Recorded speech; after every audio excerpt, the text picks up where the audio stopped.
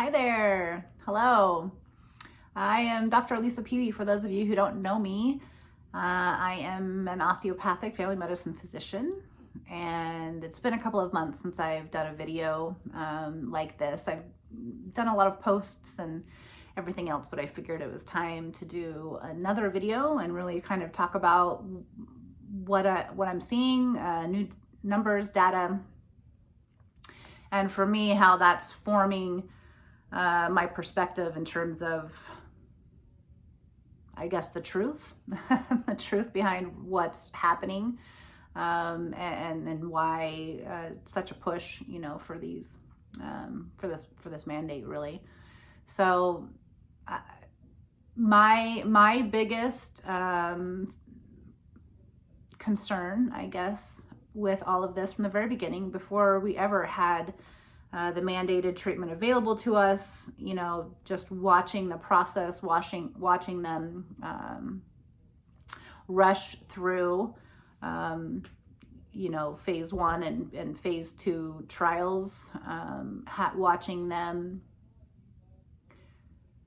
really just push one narrative, just one, that there's only one thing that's going to save us, that's going to get us through this, and this is what we have to do, basically, right? So let's follow the science. Let's follow the science. It's all safe.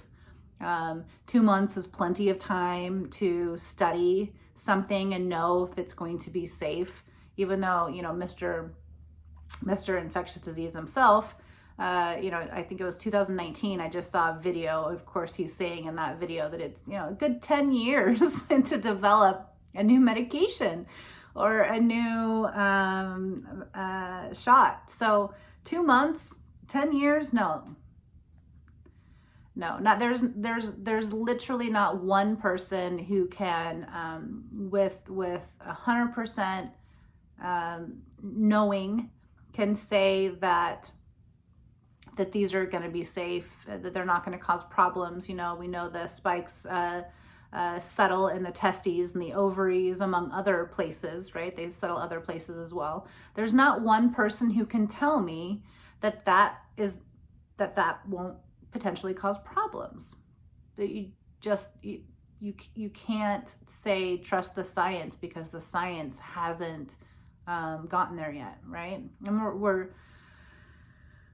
we're now close. We're like a year into looking at data, but the only data we have is in the open reporting system, and yet most of the health systems, or whoever's calling the shots, and several doctors, they're trying to say that data can't be correlated.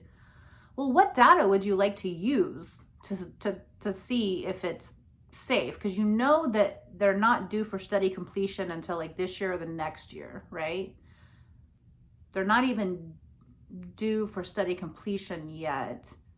So how can you say they're safe?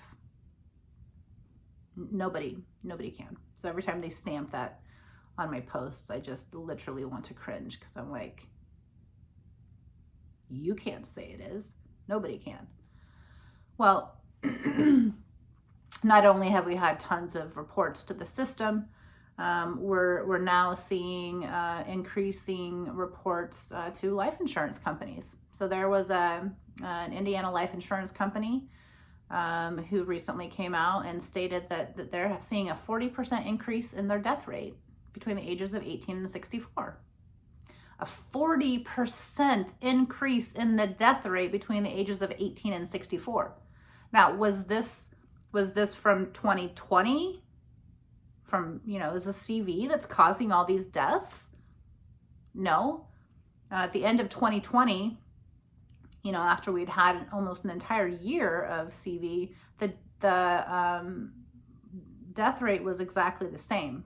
Okay, the death rate, the 40% increase, is now coming from the year 2021, which is essentially when we started giving this right? It wasn't coming from CV deaths prior to that.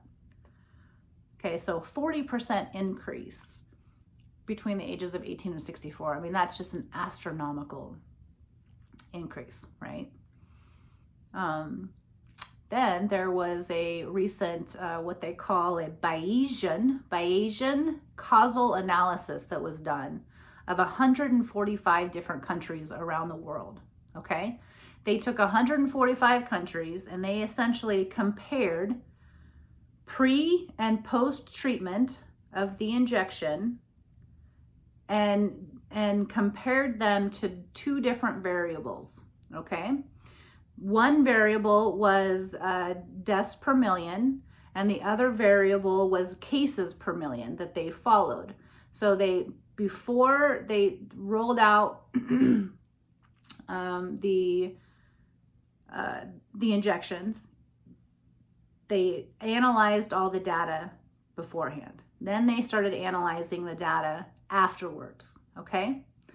And what they found was that 89% of the countries saw an increase in deaths per million people after they initiated treatment with the injection. 89% saw an increase, okay? They also saw that 86% of the countries saw an increase in their number of cases per million. So not only did they have more deaths per million, they also had more cases of CV per million after they started treatment initiation. And it was directly related to treatment initiation. Okay, interestingly, they also found that countries who had a higher percentage of those who were EE, okay, a higher percentage, also had slightly higher rates of cases of CV. So the more heavily their country was, they had more overall cases of CV. Okay, directly related. This is huge. This is a massive, massive, massive analysis that, it truly says a whole lot. 89% of countries saw an increase in deaths. 86% of countries saw an increase in the number of cases of CV after they started giving out, okay? Directly correlated. It's very interesting, right? That's very, very interesting. And that was honestly my entire concern was that we had these known spikes that we had tested, back in the early 2000s and had found that it caused a whole bunch of problems with these animals, right? The animals all really died within 1 to 2 years. All of them died. So we knew there were concerns, we knew there were problems, and yet we're still pushing this. And now we're seeing data that's both showing increase in death rate, from this insurance company, as well as world data that's really not showing that the mandated EE has really done much of anything, right? I do, and I've seen, I truly believe that for some people, especially within the first 3 months, that it does have somewhat of a protective aspect to it from getting it, or maybe you don't have as severe of a disease. Sure, but what's the potential risk of other problems happening, right? So why would we, the question that keeps coming back is like, why would we be, or why would so many people or health systems or agencies continue to be pushing something that we're seeing such crazy data and concern about, right? Well, honestly, the only thing that I can think about is that there's obviously an agenda, and it's obviously about control, and it's obviously about money, right? I was listening to Del Bigtree, and he had a ton of information on there by states, how much they'll receive, the hospital systems per CV patient in the hospital. Nebraska will get $379,000 per COVID patient. West Virginia will get $471,000 per CV patient who's in the hospital, probably ICU. That's a lot. That is a lot of money. The incentives are insane. And if you don't think that there's incentives to physicians and doctors in order to follow their protocol exactly, then you have another thing coming. I cannot tell you the numbers of stories I have heard personally from several physicians as well as patients, etc. Right? So, insane. Chiropractor, all of a sudden one day had a massive amount of money pop into his account from CMS. It just like landed in his account with a letter, instructions basically saying this money, you have to follow these rules in order to keep this money. And if you don't, then you'll have to pay it back with interest. Yeah. He essentially was told what he could and couldn't do in order to receive that money. It just popped into his account. He tried to give it back several times. It took him about 3 tries, several hours, phone calls to finally return the money. As easy as it was to land in his account, it was almost impossible for him to return it. Because he just wasn't going to follow the rules. But I mean, how many physicians or other chiropractors have gotten that same letter and that same chunk of change, and they are going to toe the line because heck yeah, that is amazing to just receive a chunk of change like that, right? The hospitals also are not, they're not being paid that much unless, of course, they follow those protocols. So let's say someone comes in and their family wants, the hospital to use, medicine that shall not be named, but the hospital is not going to use it because if they use it, they don't get paid. They don't get paid that huge chunk. They are paid specifically and incentivized specifically depending on what they use. And if they use anything outside that protocol, NIH will not pay them. And of course, NIH says it's not theirs, it's the CDC, but they just direct you back to the NIH protocol. So it's all the same. It's all the same. They 100% bribe and manipulate health systems and physicians in order to get them to do what they want. So where, this is about money. This is about control. And it also seems like, I'm going to very openly say it feels like, that conspiracy theory where they're literally trying to get rid of half the population or something, or a good chunk of them. Because we keep having people drop like flies that are, were completely healthy one day and suddenly the next day they're not. And this is after, of course, they get their EE. Suspiciously, right? Suspiciously, the numbers of athletes, young kid athletes, what young kids are having heart attacks?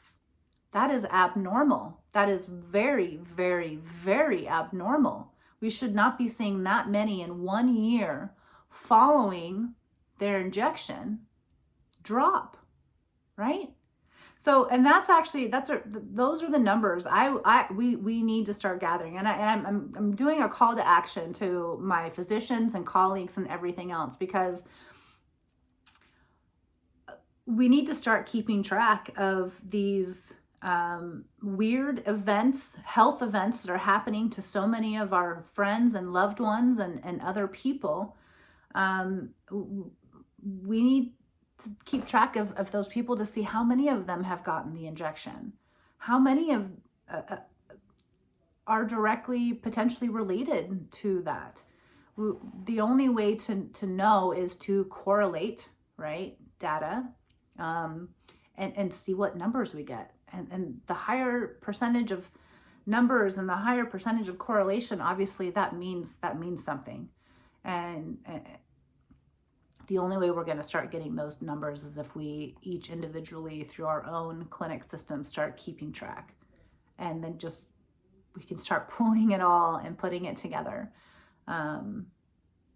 Because it's very concerning, right? 40% increase in death rate. Very, very, very concerning, right? So we have fraud. We have an agenda. The insurance companies, they don't have your back. They never had your back. That is part of the reason why I left my job, is because trying to work with them to get something for my patient who desperately needed it was sometimes like pulling teeth. It was so difficult. And they didn't, at the end of the day, they wanted money, right? So they were going to do whatever they could in order to deny what they could, so that they could really just not have to pay whatever it is they felt like they didn't want to pay.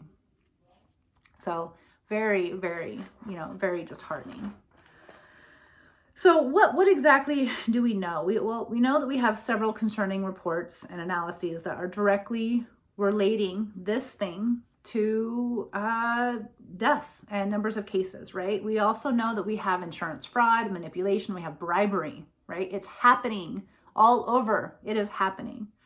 And we also know that, of course, they censored at every stop, all over the place, early treatment of anything, right? And essentially coerced and threatened licenses and physicians, with losing their licenses, losing their careers, if they even go outside of any narrative that they spoke, right? So that's what we know. That really kind of paints a very disheartening picture, because what it looks like is that it's the fraud and manipulation, of course, is very intentional. They know that the injuries are occurring, but they are instead, they don't care, right? Because it's about the money. So what is it that we want to know, really, right, for safety?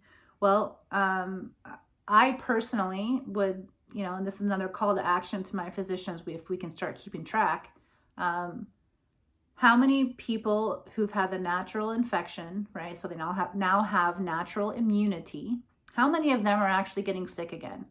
I mean, because I see very, very, very, very, very few. And of the few that I've seen, they had like super mild cases, over and done, a couple of days, bam, boom, gone, right? So it's very, very mild.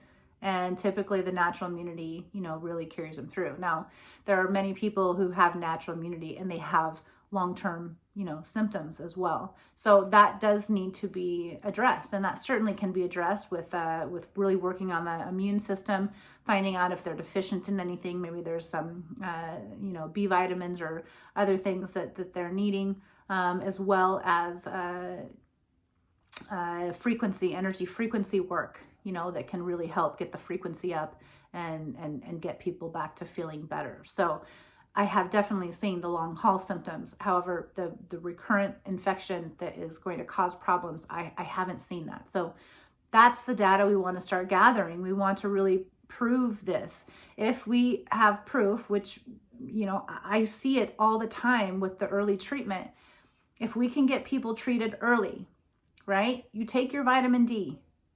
Every day, 90% of people who are hospitalized with CV are vitamin D deficient. You literally improve your chances of disease severity just by taking daily vitamin D. Okay, it's very easy.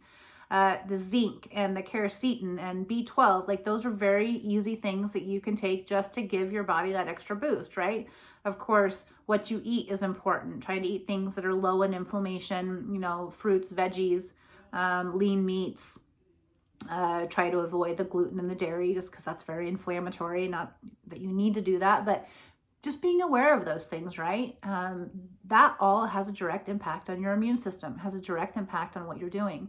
Your thoughts, your emotions, how you're feeling has a direct impact on your immune system, okay? Direct impact.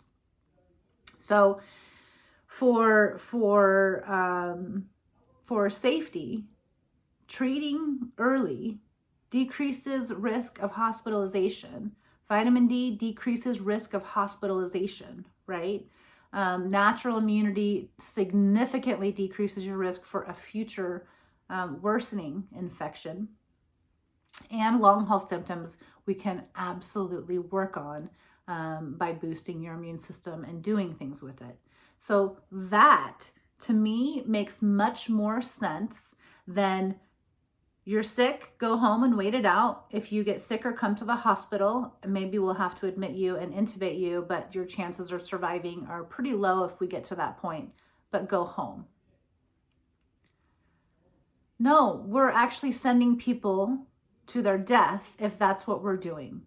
So early treatment, please talk to your patients about it. Patients, if your doctor's not listening to you, find a physician. There are so many places that are offering treatments, giving that advice, talking to you about what you need. There's so many, myself included, okay? So find someone. Don't just let them tell you that and then you go off and you say, well, that's what they told me.